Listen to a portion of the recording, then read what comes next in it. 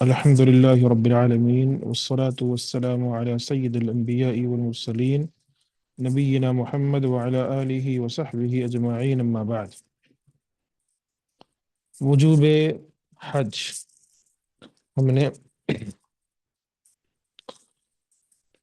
اس سے پہلے کچھ باتوں کو پڑھا ہے، جیسے حرم کا مقام، کیا فضیلت ہے اس کی، اس میں قتال کرنا، اور اسی طریقے سے بہت سارے مسائل ہم نے پڑھے. وَلِلَّهِ اعوذ باللہ من الشیطان الرجیم، اللہ تبارک و تعالی ارشاد فرماتا ہے وَلِلَّهِ عَلَى النَّاسِ حِجُّ الْبَيْتِ مَنِ اسْتَطَاعَ إِلَيْهِ سَبِيلًا. اللہ کے لیے لوگوں پر بیت اللہ کا حج فرض ہے جو اس گھر کی طرف جانے کی طاقت رکھتے ہوں. یہ آیت وجوب حج کی دلیل ہے. ٹھیک ہے، وجوب حج کی دلیل ہے. متعدد احادیث سے بھی یہ ثابت ہے کہ حج اسلام کی ارکان، ستونوں اور بنیادوں میں سے ایک ہے. تمام مسلمانوں کا اس پر اجماع ہے. نص اور اجماع سے یہ بھی ثابت ہے کہ ہر مکلف شخص پر، یعنی مکلف کا مطلب ہوتا ہے جو حج کی طاقت رکھتا ہو، جو عاقل ہو، جو بالغ ہو، ٹھیک ہے، جو بالغ ہو اور جو مکلف ہو، استطاعت رکھتا ہو حج پر جانے کے لیے، اس پر حج عمر میں صرف ایک بار فرض ہے. ٹھیک ہے، زندگی میں ایک بار اسے حج کرنا ہے اگر استطاعت رکھتا ہو. امام احمد رحمہ اللہ نے ابو ہریرہ رضی اللہ عنہ کی حدیث کو بیان کیا. رسول نے ہمیں خطبہ دیتے ہوئے ارشاد فرمایا ایھا الناس، کہ اے لوگو، تم پر اللہ نے حج کو فرض قرار دیا، لہٰذا حج کیا کرو. ایک شخص نے عرض کیا اللہ کے رسول، کیا ہر سال؟ تو آپ خاموش ہو گئے، حتیٰ کہ اس نے 3 بار یہ بات دہرائی، یعنی عرض کی 3 بار. تو رسول اللہ صلی اللہ علیہ وسلم نے فرمایا اگر میں ہاں کہہ دیتا تو یہ واجب ہو جاتا اور تمہیں اس کی استطاعت نہ ہوتی. پھر آپ نے فرمایا مجھے چھوڑ دیا کرو جب تک میں تمہیں چھوڑے رکھوں. تم سے پہلے لوگوں کو کثرت سوال اور انبیاء سے اختلاف ہی نے ہلاک کیا تھا. یعنی چھوڑ دیا کرو کیا مطلب ہے؟ یعنی جو باتیں میں ذکر کر دوں اس پر خاموشی اختیار کر لیا کرو، اس پر عمل کرو. جیسے صحابی نے سیدھا پوچھا کیا ہر سال حج فرض ہے؟ تو اللہ کے رسول صلی اللہ علیہ وسلم خاموش ہو گئے. کہا اگر میں ہاں کہہ دیتا تو تم پر فرض ہو جاتی چیز. ٹھیک ہے. اور پہلے کے انبیاء کے جو ماننے والے تھے وہ سوال بہت پوچھتے تھے، بے جا سوالات پوچھتے تھے، اسی وجہ سے وہ ہلاک ہوئے، تباہ و برباد ہوئے. جب میں تمہیں کسی چیز کا حکم دوں تو مقدور بھر اس کی استطاعت بجا لایا کرو، یعنی جتنی استطاعت ہے. اور جب میں تمہیں کسی چیز سے منع کروں اسے ترک کر دیا کرو. یہ ہمارا عمل ہونا چاہیے. استطاعت حج کے معنی کیا ہیں؟ استطاعت کی کئی قسم ہیں. ایک شخص کبھی تو بنفس ہی صاحب استطاعت ہوتا ہے اور کبھی بغیر ہی، جیسا کہ کتب احکام میں اس کی تفصیل موجود ہے. امام ترمذی نے ابن عمر رضی اللہ عنہما سے مروی حدیث کو بیان کیا ہے کہ ایک شخص رسول کے سامنے کھڑا ہو کر عرض کرنے لگا اللہ کے رسول، حاجی کون ہے؟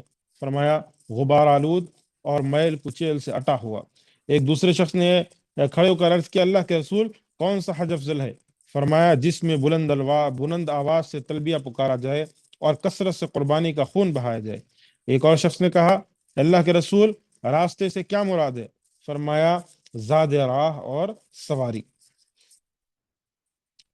تو مطلب یہ ہے کہ ایک حاجی کے لیے اگر زاد راہ ہے، استطاعت ہے، جانے کی استطاعت ہے، ایک تو خود استطاعت یعنی پیسے ہیں، ایک ہوتا ہے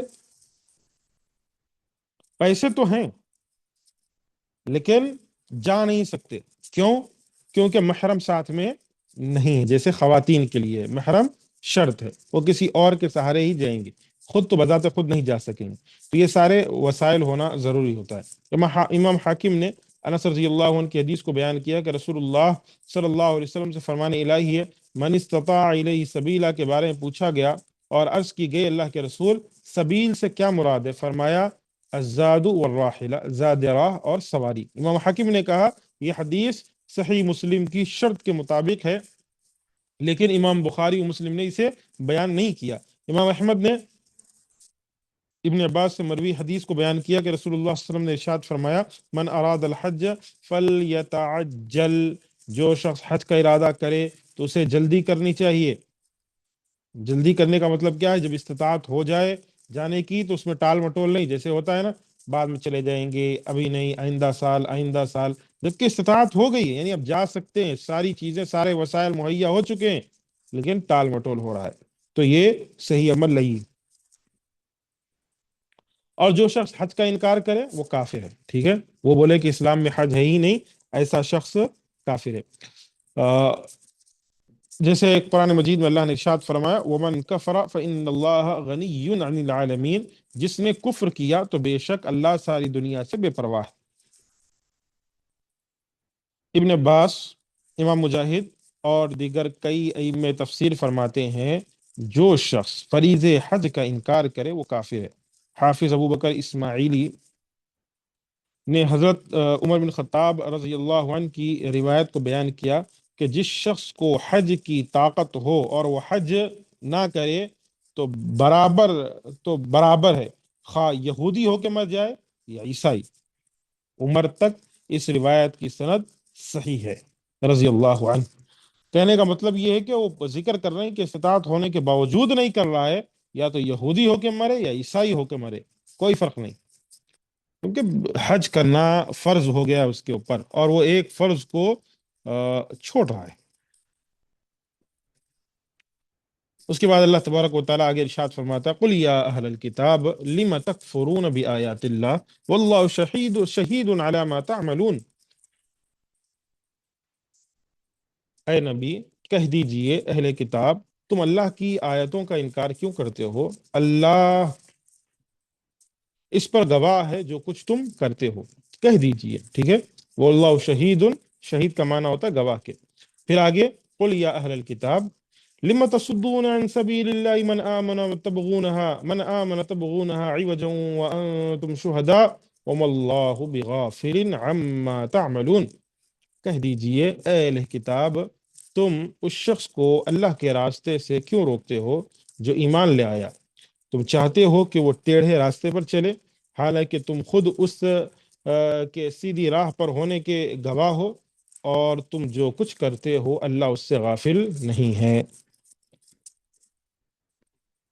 یا ایہا الذین آمنوا ان تطیعوا فریقا من الذین اوتوا الکتاب یردوکم بعد ایمانکم کافرین۔ اے لوگو جو ایمان لائے ہو، اگر تم اہل کتاب کے ایک فریق کی بات مانو گے تو وہ تمہارے ایمان لانے کے بعد تمہیں کافر بنا کر چھوڑیں گے۔ وَكَيْفَ تَكْفُرُونَ وَأَنْتُمْ تُتْلَى عَلَيْكُمْ آيَاتُ اللَّهِ وَفِيكُمْ رَسُولُهُ وَمَنْ يَعْتَصِمْ بِاللَّهِ فَقَدْ هُدِيَ إِلَى صِرَاطٍ مستقیم۔ اور تم کیسے کفر کر سکتے ہو جبکہ تمہیں اللہ کی آیتیں پڑھ کر سنائی جاتی ہیں اور تمہارے اندر اس کا یعنی اس کا رسول موجود ہے، اور جو شخص اللہ کے دین کو مضبوطی سے پکڑ لے تو اسے سیدھے راستے کی طرف ہدایت مل جاتی ہے۔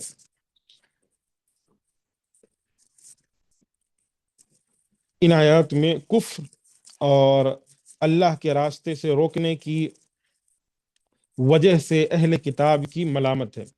یہ اللہ تعالیٰ نے کفار اہل کتاب کی ملامت کی ہے کیونکہ وہ حق سے عناد رکھتے ہیں، اللہ کی آیات کے ساتھ کفر کرتے ہیں، اللہ کے راستے پر چلنے کا ارادہ کرنے والے اہل ایمان کو اس سے روکتے ہیں، حالانکہ انہیں اس بات کا خوب علم ہے کہ رسول اللہ صلی اللہ علیہ وسلم جو لے کر آئے ہیں وہ اللہ کی طرف سے حق ہے، کیونکہ سابقہ انبیاء کرام مرسلین عظام صلوات اللہ وسلامہ علیہم اجمعین کی طرف سے ان کے پاس علم ہے کہ ان تمام نبیوں اور رسولوں نے نبی امی ہاشمی عربی مکی سید ولد آدم خاتم الانبیاء رسول رب الارض والسماء حضرت محمد صلی اللہ علیہ وسلم کا ذکر خیر کیا اور آپ کی آمد کی بشارت دی۔ اللہ نے انہیں سرزنش بھی کی تھی کہ اسے ان کے اس کرتوت کا خوب علم ہے کہ ان کے پاس انبیاء کی طرف سے جو علم ہے یہ اس کی مخالفت کر رہے ہیں۔ جس رسول کی آمد کی ان کے نبیوں نے بشارت دی اپنے عناد کی وجہ سے ان کی تکذیب اور انکار کر رہے ہیں، اللہ نے فرمایا وہ ان کے اعمال سے غافل نہیں بلکہ وہ انہیں اس دن ان کے اعمال کا صلہ دے گا، یوم لا ينفع مال ولا بنون، جس دن مال اور بیٹے کچھ کام نہیں آئیں گے۔ اس کے بعد آیت نمبر 100 اور 101 میں مسلمانوں کو اہل کتاب کی روش پر نہ چلنے کی تلقین اللہ کر رہا ہے۔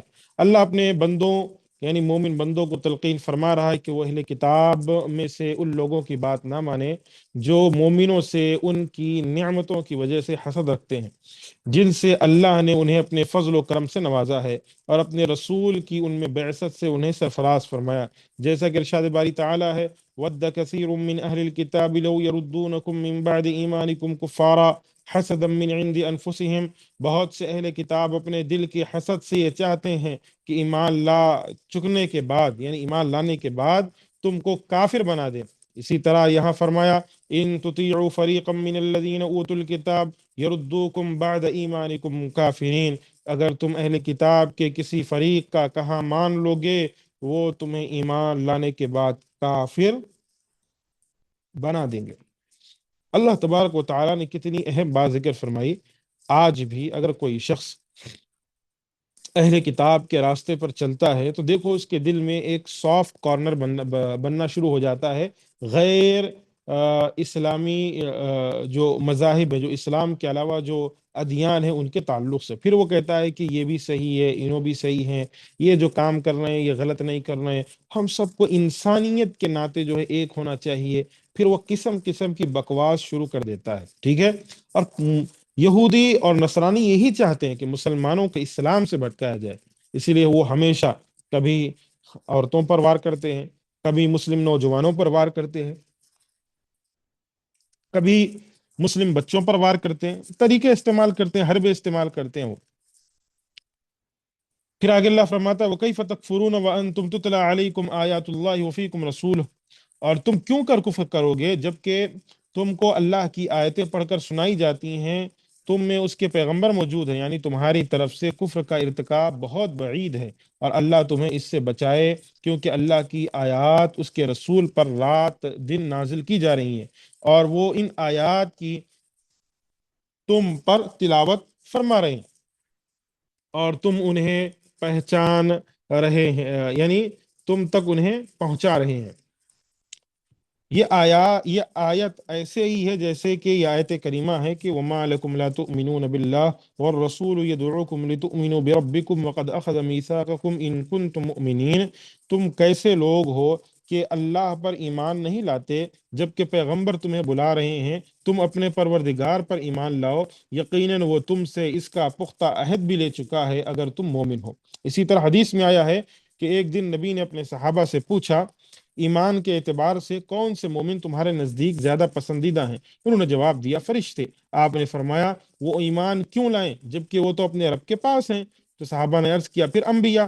آپ نے فرمایا حضرات یعنی انبیاء کرام کیوں نہ ایمان لائیں جبکہ ان پر وحی نازل ہوتی ہے؟ صحابہ نے عرض کیا تو پھر ہم ہیں۔ فرمایا تم کیوں یہ نہ لاؤ جبکہ میں تمہارے مابین موجود ہوں؟ صحابہ نے عرض کیا اللہ کے رسول پھر آپ ہی ارشاد فرمائیں کون لوگ ایمان کے اعتبار سے زیادہ پسندیدہ ہیں؟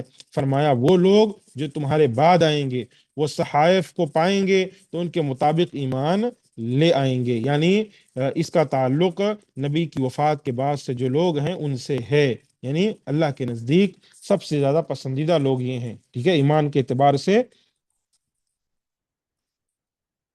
کیونکہ ہم نے نہ نبی کو دیکھا ہے، ہم نے نہ وحی اترتے ہوئے دیکھا ہے، ہم نے نہ جبرائیل امین کو دیکھا ہے، ہمیں صرف قرآن ملا، نبی کے فرامین ملے، ہم نے آمنا و صدقنا کہہ کر ان ساری باتوں کو لے لیا۔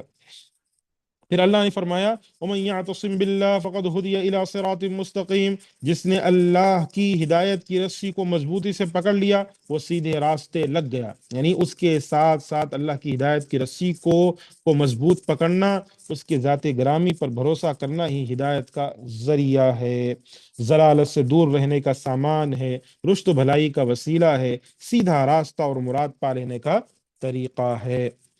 اس کے بعد اللہ تبارک و تعالی ارشاد فرماتا ہے یا ایھا الذین آمنوا اتقوا اللہ حق تقاتہ ولا تموتن الا وانتم مسلمون، اے لوگو جو ایمان لائے ہو اللہ سے اس طرح ڈرو جس طرح اس سے ڈرنے کا حق ہے، تمہیں موت نہ آئے مگر اس حالت میں کہ تم مسلمان ہو۔ وَاعْتَصِمُوا بِحَبْلِ اللَّهِ جَمِيعًا وَلَا تَفَرَّقُوا وَاذْكُرُوا نِعْمَةَ اللَّهِ عَلَيْكُمْ إِذْ كُنْتُمْ أَعْدَاءً فَأَلَّفَ بَيْنَ قُلُوبِكُمْ فَأَصْبَحْتُمْ بِنِعْمَتِهِ إِخْوَانًا وَكُنْتُمْ عَلَى شَفَا حُفْرَةٍ مِّنَ النَّارِ فَأَنْقَذَكُم مِّنْهَا كَذَلِكَ يُبَيِّنُ اللَّهُ لَكُمْ آيَاتِهِ لَعَلَّكُمْ تَهْتَدُونَ۔ سب مل کر اللہ کی رسی کو مضبوطی سے پکڑ لو اور جدا جدا نہ ہو۔ تم اپنے آپ پر اللہ کی اس نعمت کو یاد کرو جب تم ایک دوسرے کے دشمن تھے، پھر اس نے تمہارے دلوں میں الفت ڈال دی اور تم اس کے احسان سے بھائی بھائی بن گئے۔ تم آگ کے گڑھے کے کنارے پر تھے، پھر اس نے تمہیں اس میں گرنے سے بچا لیا۔ اللہ تعالیٰ اسی طرح تمہارے لیے اپنی آیتیں بیان کرتا ہے، شاید کہ تم ہدایت پاؤ۔ امام ابن ابو حاتم رحمہ اللہ نے عبداللہ بن مسعود سے بیان کیا، اللہ سے ڈرنے کا حق یہ ہے کہ اس کی اطاعت کی جائے اور نافرمانی نہ کی جائے، اسے یاد رکھا جائے، بھولا نہ جائے، اس کا شکر ادا کیا جائے، کفر نہ کیا جائے۔ یہ اللہ سے ڈرنے کا حق ہے۔ ڈرنے کا حق کیا ہے؟ اطاعت کرنا، نافرمانی نہیں کرنا، اللہ کو یاد رکھنا، اس کو بھولنا نہیں، اس کا شکر ادا کرنا، کفر نہیں کرنا۔ یہ روایت موقوف ہے، اس کا موقوف ہونا ہی درست ہے اور اس کی سند بھی صحیح ہے، جبکہ مردویہ نے ابن مردویہ نے اسے مرفوع بیان کیا، واللہ اعلم۔ امام حاکم نے بھی اب اسے اپنی مستدرک میں عبداللہ بن مسعود سے ہی روایت کیا ہے اور فرمایا ہے کہ یہ حدیث صحیح اور شیخین کے شرط کے مطابق ہے، لیکن انہوں نے اس روایت کو بیان نہیں کیا۔ انس رضی اللہ عنہ سے روایت ہے، کوئی بندہ اس وقت تک اللہ سے اس طرح نہیں ڈر سکتا جیسے اس سے ڈرنے کا حق ہے، جب تک وہ اپنی زبان کی حفاظت نہ کرے۔ ارشاد باری تعالیٰ ہے، وَلَا تَمُوتُنَّ إِلَّا وَأَنْتُمْ مُسْلِمُونَ، اور مرنا تو مسلمان ہی مرنا، یعنی کہ اپنی صحت و سلامتی کے زمانے میں اسلام کی حفاظت کرو تاکہ تمہارا اسلام ہی پر خاتمہ ہو، کیونکہ اللہ نے اپنے فضل و کرم سے اپنی عادت قرار دے لی ہے کہ جو شخص جیسی زندگی بسر کرتا ہے اسی کے مطابق اس کی موت آتی ہے۔ جس شخص کی جس حالت میں موت آئے اسی کے مطابق اسے قبر سے اٹھایا جائے گا۔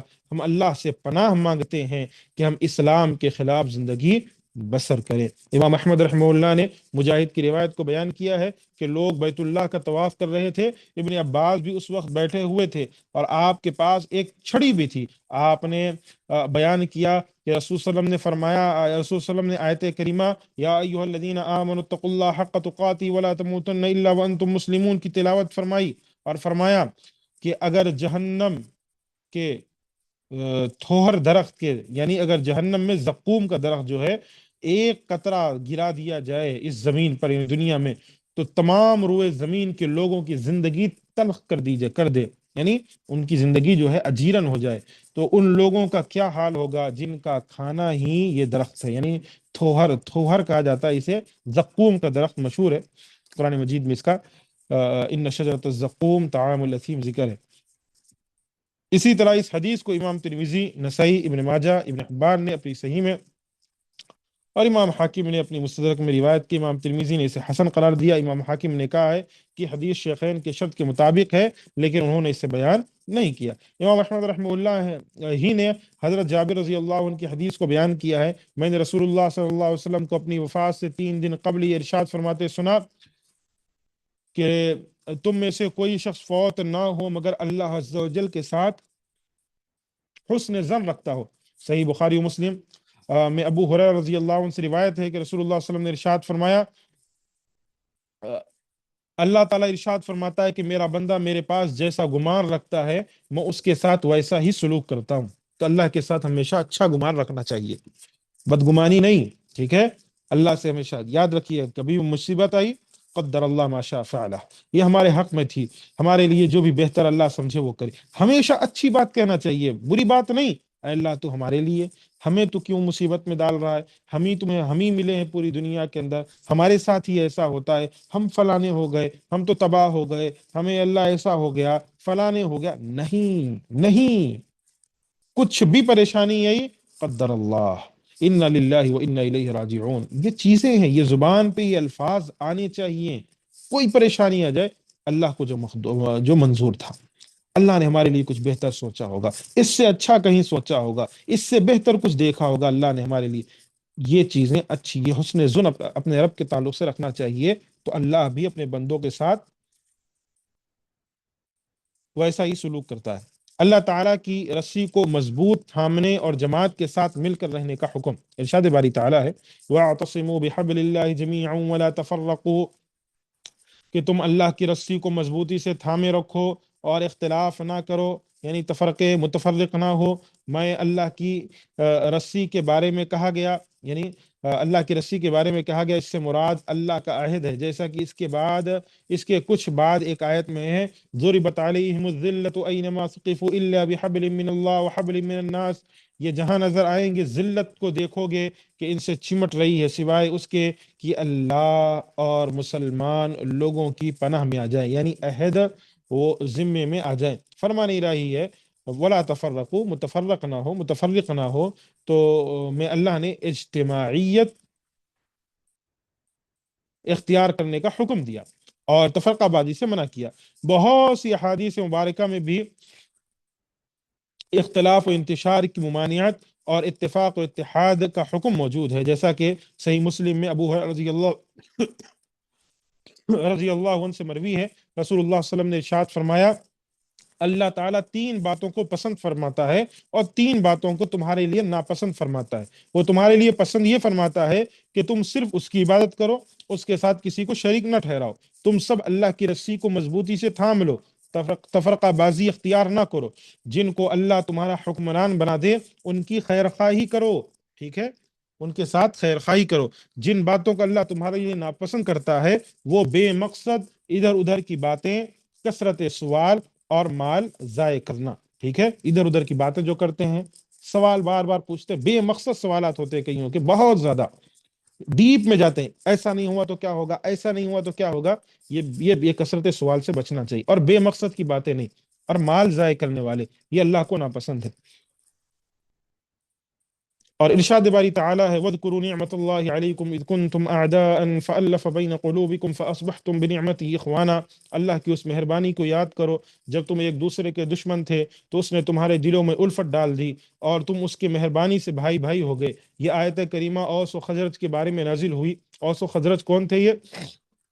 یہ مدینہ منورہ میں یہ دو جماعتیں تھیں جو لڑتی تھیں ہمیشہ سے، زمانے جاہلیت میں ان کے مابین بہت سی جنگیں ہوئیں، ہاں، اور شدید عداوت، کینہ پروری، نفرتیں تھیں جن کی وجہ سے ان میں طویل جنگیں اور لڑائی، جب اللہ نے لڑائی ہوئی، جب اللہ نے دنیا میں اسلام کو بھیجا، ان دونوں خاندانوں کے لوگ مشرف با اسلام ہو گئے، تو آپس میں بھائی بھائی ہو گئے، اللہ کی جلال کے ساتھ ایک دوسرے سے محبت کرنے لگے، اللہ کی ذات کے لیے ایک دوسرے سے ہمدرد و غم گسار، اور نیکی و تقوی کے کاموں میں ایک دوسرے کے معاون اور مددگار بن گئے۔ ارشاد باری تعالیٰ ہے هو الذي أيدك بنصره بالمؤمنين وألف بين قلوبهم لو أنفقت ما في الأرض جميعا ما ألفت بين قلوبهم ولكن الله ألف بينهم، وہی تو ہے جس نے آپ کو اپنی مدد سے اور مسلمانوں کی جمعیت سے تقویت بخشی اور اس نے ان مومنوں کے دلوں میں الفت پیدا کر دی، اگر آپ دنیا بھر کی دولت خرچ کرتے تب بھی ان کے دلوں میں الفت پیدا نہ کر سکتے، البتہ اللہ ہی نے ان میں الفت پیدا فرمائی،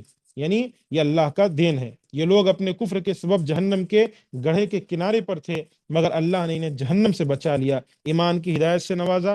رسول صلی اللہ علیہ وسلم نے بھی حنین کا مال غنیمت تقسیم کرتے ہوئے اس وقت اللہ کے احسان کی طرف اشارہ فرمایا جب ان میں سے کچھ لوگ نے آپس میں ان میں سے کچھ لوگوں نے آپ پر اس وجہ سے اعتراض کیا تھا کہ آپ نے اللہ کی مرضی و مشیت کے مطابق کچھ لوگوں کو زیادہ حصہ دے دیا تھا، تو آپ نے انہیں خطبہ دیتے ہوئے فرمایا اے گروہ انصار، کیا میں نے تمہیں گمراہ نہیں پایا تھا، مگر اللہ نے تمہیں میری وجہ سے ہدایت سے نوازا، تم ایک دوسرے سے الگ تھلگ تھے مگر میرے ذریعے سے اللہ نے تمہارے دلوں میں الفت و محبت کو ڈال دی، تم فقیر تھے مگر اللہ نے تمہیں میری وجہ سے دولت مند بنا دیا۔ اب آپ جب بھی کچھ ارشاد فرماتے تو اس کے جواب میں وہ کہتے اللہ اور اس کے رسول کا ہم پر بہت بڑا احسان ہے۔ تو بتانے کا مقصد یہ ہے کہ اللہ یاد دلا رہا ہے کہ وہ وقت یاد کرو جب اوس و خجرت کے لوگ سالوں سے لڑتے ہوئے آ رہے تھے. بعض بعض تاریخ کے روایت میں آتا ہے کہ چھوٹی چھوٹی چیزوں میں یہ لوگ لڑ اٹھتے تھے. ٹھیک ہے، چھوٹی چھوٹی چیزوں میں اپنے آپ کو قتل قتل کر لیا کرتے تھے. تو نبی آئے اور ان کو جو ہے ملائے، ان کو سمجھائے، پھر یہ لوگ آپس میں اسلام میں داخل ہوئے اور ایک دوسرے کے بھائی بن گئے. اسی چیز کو اللہ یاد دلا رہا ہے اور اسی چیز کو اللہ بتا رہا ہے. انشاءاللہ باقی باتیں آگے دروس میں آئیں گی. دعوت اللہ کے یعنی دعوت کیسے دینا ہے، دین کا کام کیسے کرنا ہے، یہ سارے مسائل آگے اور آ رہے ہیں. انشاءاللہ ہم آگے ان چیزوں کے تعلق سے پڑھیں گے. اللہ سے دعا ہے ہم تمام کو اللہ قرآن و سنت پر عمل کرنے والا بنائے. آمین. وآخر دعوانا ان الحمد للہ رب العالمین.